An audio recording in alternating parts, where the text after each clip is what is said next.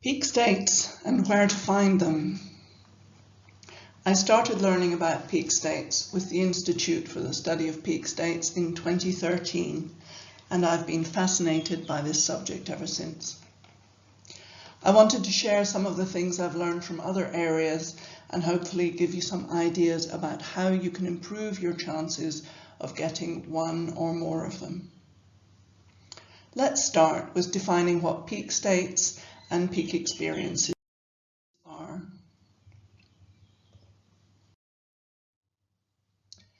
One simple way to define a peak state is a fairly permanent state of better than normal functioning. A peak experience is having this kind of state for a shorter period of time. However, although a peak state could be described as a more positive emotional state, for example, a continuous state of peace or joy or happiness, not all peak states are emotional. They can be physical, like feeling that the body is hollow or has golden light inside, or feels sacred. They can be mental, like suddenly having perfect understanding of complex subjects beyond your normal ability. And they can be spiritual, like knowing God, communicating with God, or even becoming God. So why are peak states so important? Well, apart from giving us much more pleasant levels of consciousness, peace and happiness rather than anxiety and depression, Abraham Maslow found that even having temporary peak experiences makes people more likely to reach the higher levels of adult development. Research done in 2012 took this further and noted that people who had peak experiences were more likely to make ethical and empathetic decisions. Certainly, man has been searching for these higher states of consciousness for thousands of years, and there are a variety of techniques that have been around for that length of time to facilitate them.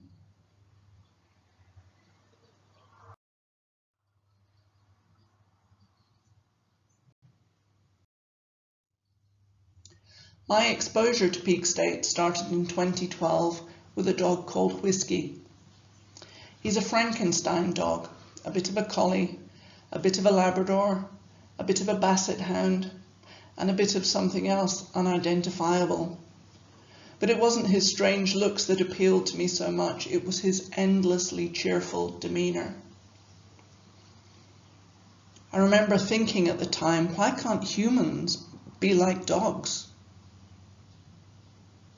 In peak states parlance, we'd say he had inner peace state, underlying happiness state, and being love state.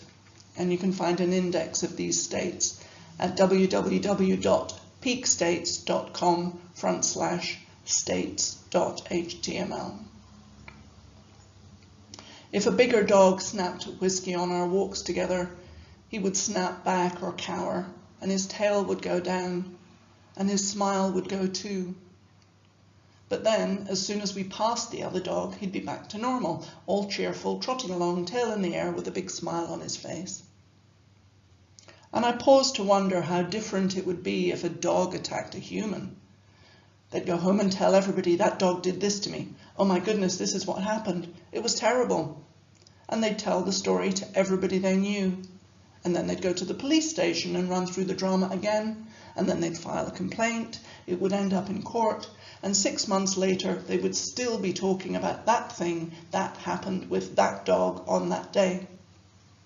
Yet Whiskey had forgotten about his problems after 5 seconds.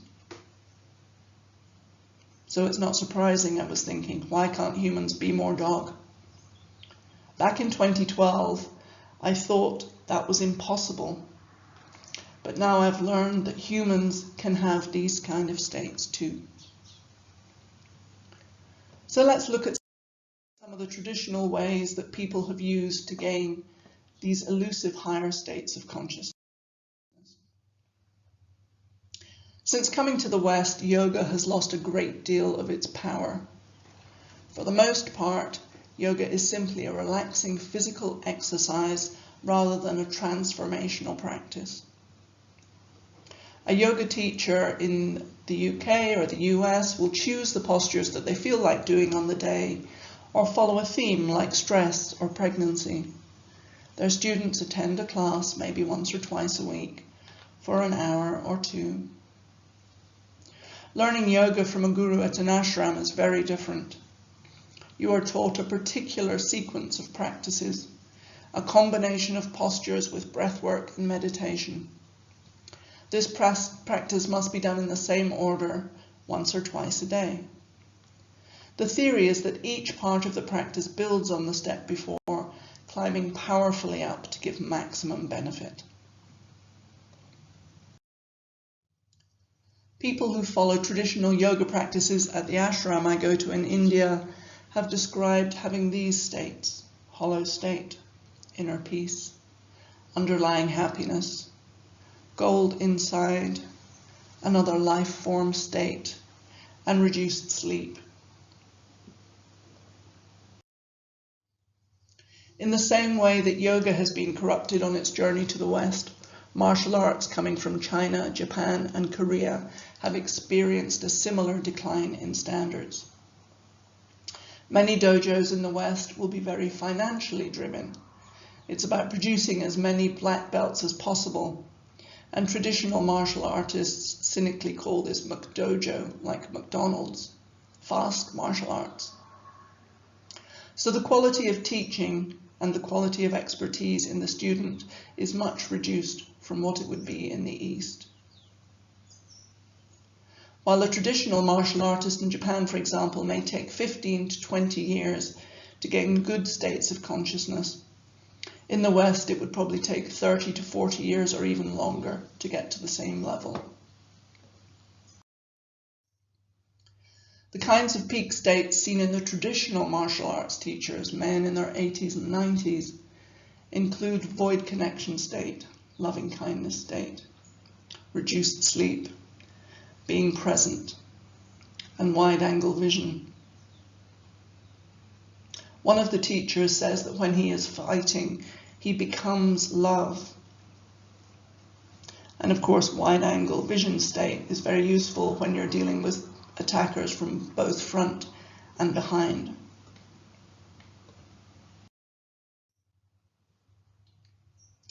Compared to yoga and martial arts, meditation is something that we're actually getting better at in the West, thanks to recent technological advances and better understanding of brain states. These days, using brain monitoring and neurofeedback, it's possible to achieve in 6 months or less what a monk in a monastery might take 10 or 20 years to achieve. Guided meditations by people like Dr. Joe Dispenza and Dr. Dawson Church are really accessible and make meditation much easier and much more beneficial for many people. The kinds of states that come from meditation include various forms of what different traditions call enlightenment, inner peace, and underlying happiness.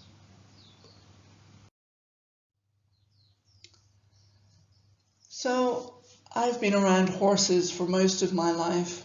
So when I found out that there were new therapeutic methods which involved working with horses, I signed up straight away. There are several horse-facilitated methods to improve mental health, consciousness, and personal development, including equine-facilitated learning and equine-facilitated psychotherapy, leadership training, and herd work. There are also programs working with addictions and for people with disability. I did some leadership training, both one-on-one and in a group, with a guy called Paul Hunting in southwest England. I wasn't particularly interested in leadership, to be honest, but I was very interested in working with the horses. Leadership training is usually undertaken by CEOs and people high up in major corporates having problems with subordinate staff or with leading teams. This can be very powerful work, but it can also be very challenging. I've seen grown men reduced to tears on these programs. It's incredibly frustrating for somebody who's used to getting everybody to do exactly what they're told to do, to not be able to make an animal do something very simple. In my intensive with Paul, we spent a couple of hours discussing my issues and setting goals for the session. Then with me champing at the bit, literally, we went down to the paddock to work with his two beautiful horses. What you have to understand is horses like to follow the leader. They don't like to lead.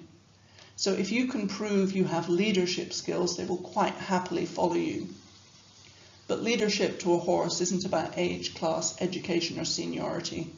They don't respond to someone giving orders in a loud voice. It's much more subtle than that. It's more about demonstrating a certain embodied confidence. And it takes a while for us humans to find that place. There you are, in a paddock with two big horses. You're a puny human weighing 160 to 200 pounds, and the horses are 1,000 to 1,200 pounds. You don't have a saddle or a bridle, no rope and no whip, and you have to persuade the horse to do what you want them to do. It's very challenging. However, once you get it, it's really very empowering. By the end of the day, when I had these two horses cantering around me in a circle, I felt wonderful, grounded, embodied, and exhilarated. Later, when I was driving home, I felt quite euphoric and really feeling I could take on the world. It was a wonderful state to be in. The second time I worked with horses was herd work with a lady based in Wales, working with a herd of 27 horses. That was a very different experience. When you come to join the herd, it's about letting go of your individuality and following the herd mind. Being in your head and thinking isn't a safe position in the wild. If there's a predator in the woods, the horse runs first and asks questions later. So to horses, humans can be a liability with their endless curiosity. To be accepted by the herd, you need to get out of your head and into your body. So with horses, the states that I've heard about or experienced are being on track, being part of the herd mind, and being love state.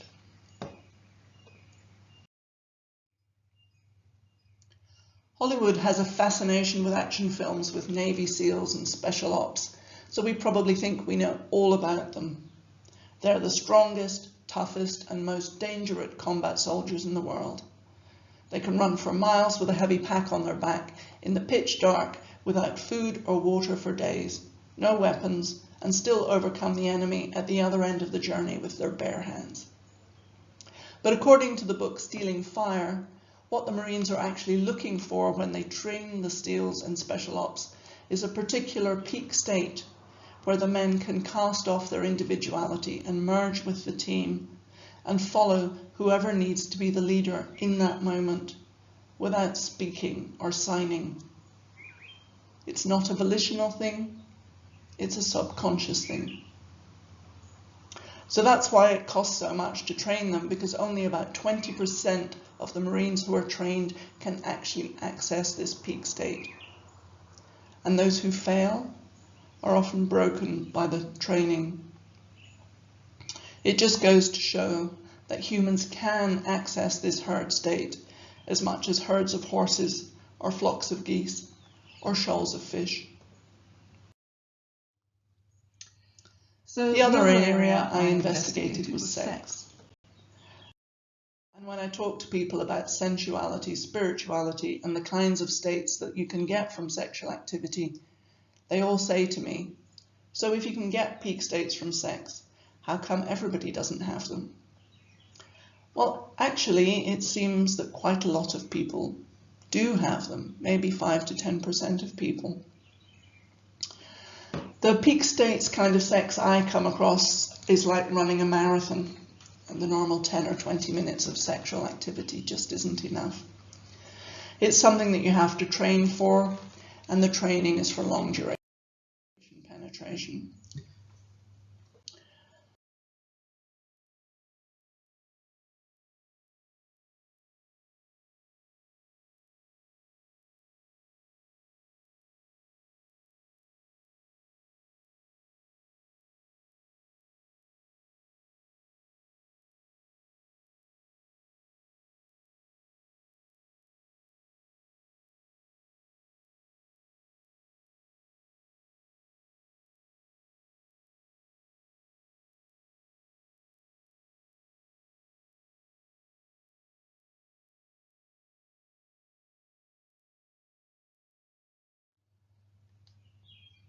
Over a period of time, it's possible to increase your penetration time by 50%, 100%, even 500%. And at the upper limits of time, miracles do happen. Stuart Savatsky, in his book Advanced Spiritual Intimacy, says these things start to happen after the second hour of embrace. And that was true for me. The other things that are really important are trust, safety, and emotional connection. And in most states, in most cases, these states are going to come in connection with what Tantra calls the beloved, your husband, wife, or long-term love partner. Other researchers have noticed that similarly expanded states can arise spontaneously in sex and can also be elicited in BDSM, bondage, dominance, submission, and masochism, which is probably why the 50 Shades of Grey books were so popular with women, because they know on a deep level that these kind of experience can elicit really powerful states of consciousness. The states you can get from sex include hollow state, gold or white inside state, goddess state. A friend of mine became Shiva after a 9-hour lovemaking session when his girlfriend. And becoming love or loving kindness state was another thing that he told me he experienced.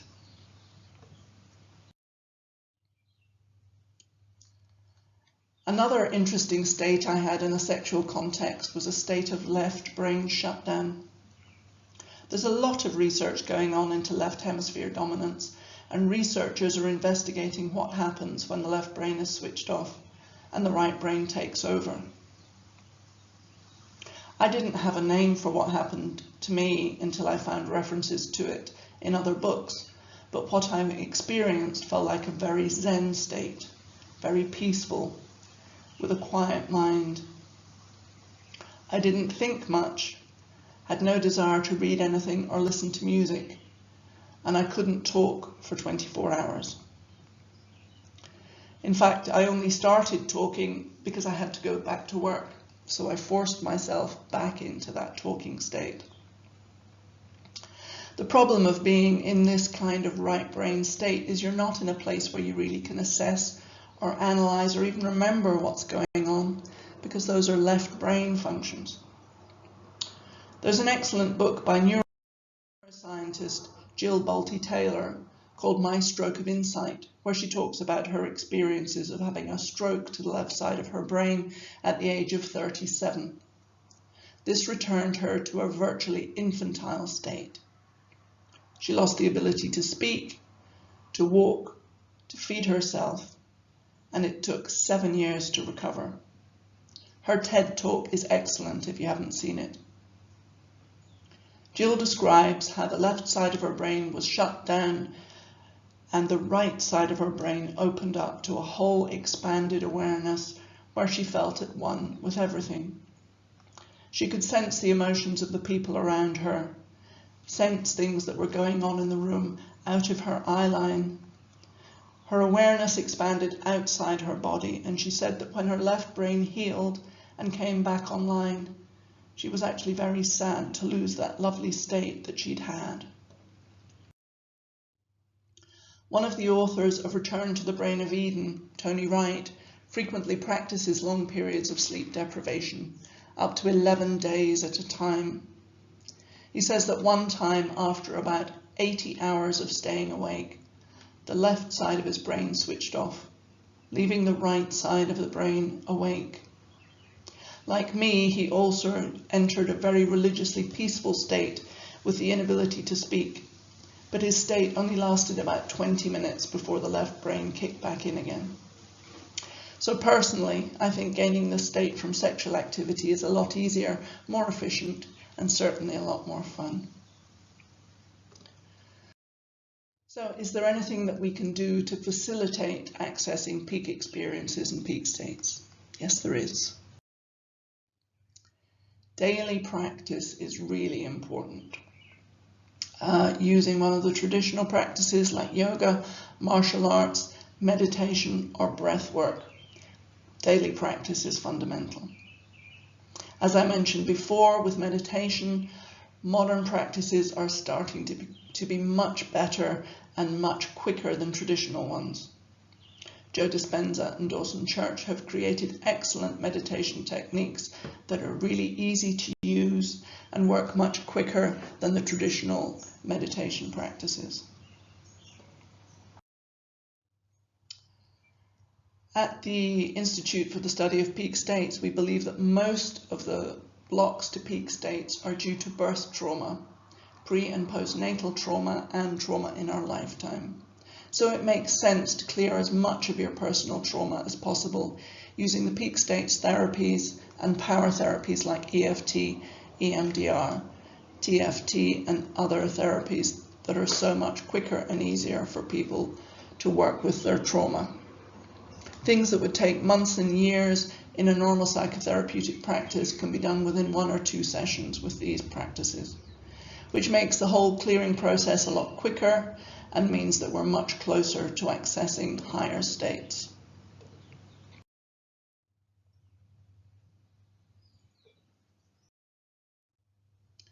For most people, the sense of self, or the center of awareness, like the where is the part of me that is really truly me in my body, it's normally about the size of a tennis ball somewhere in their head. But in a small child, their sense of self fills their whole body, and that's where we should all be. I always encourage people to do embodiment practices, and this is something that I teach, so that people have the experience of being in their body, because a lot of the peak states involve feelings and sensations. And if you're stuck in your head all the time and not really connected with your body, it's much more difficult to be aware of these kind of changes. Canadian shaman Alexandre Nadeau, who trained with the ISPS, suggests that it's difficult to fully heal if you don't have this kind of embodied connection with your body. And many people don't consider this, but it's only since the 1960s that humans have stopped walking on the surface of the earth. That's when the rubber-soled and plastic-soled shoes first went into production. For millennia, people had worn shoes made of leather that allowed us to connect with the earth because it was a live material. So grounding is another important thing to do.